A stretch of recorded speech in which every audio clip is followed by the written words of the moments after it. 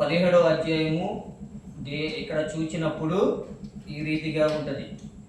మరియు యెహోవా వాక్కు నాకు ప్రత్యక్షమై ఇలాగు సెలవిచ్చెను, నరపుత్రుడా, నీవు ఉపమాన రీతిగా ఇప్పుడు కదా మొదటి ఇజ్రాయేలుకు వేయము. ఎట్లనగా ప్రభువు వగు యెహోవా సెలవిచ్చునదేమనగా, నానా విధములకు విచిత్ర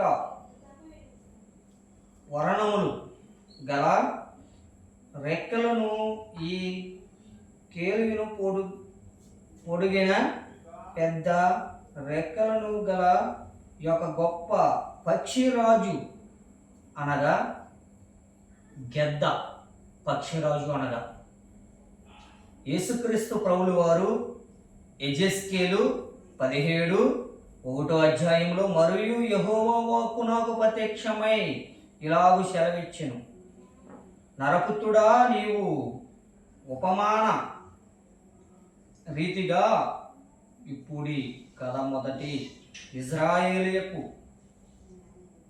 ఇచ్చునది ఏమనగా అనగా యేసుక్రీస్తు ప్రభుల వారు ఇక్కడ ఏం చెబుతున్నారు?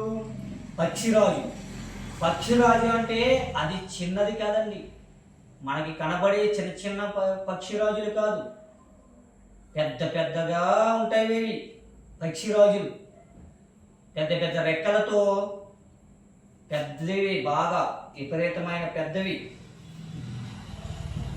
ఆ పక్షిరాజు దేవుడు ఈ రీతిగా సెలవిచ్చాడు, మన హృదయములు ఏ రీతిగా ఉన్నవి?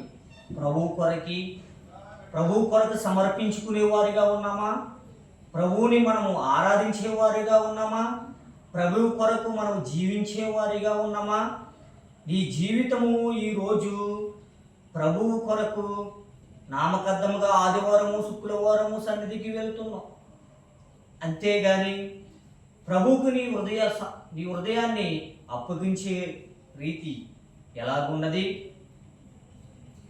ఈ కాలమునందు జనము ఏ రీతిగా ఉన్నారంటే, చర్చికి వెళ్ళాములే వచ్చాములే.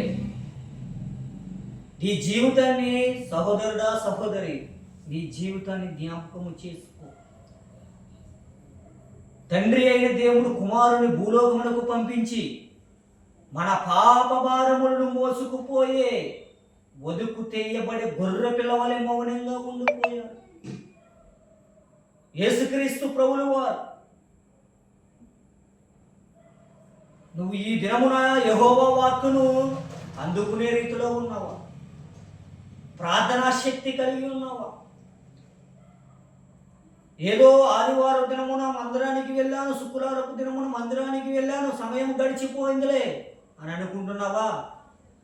రేపు అన్న రోజు ఒక తీర్మానం ఉన్నది, ఆ తీర్మానానికి మనం సిద్ధపడేవారిగా ఉండాలి. దేవుని కృప మనకి తోడై ఉండును గాక. ఆమేన్. Praise lord.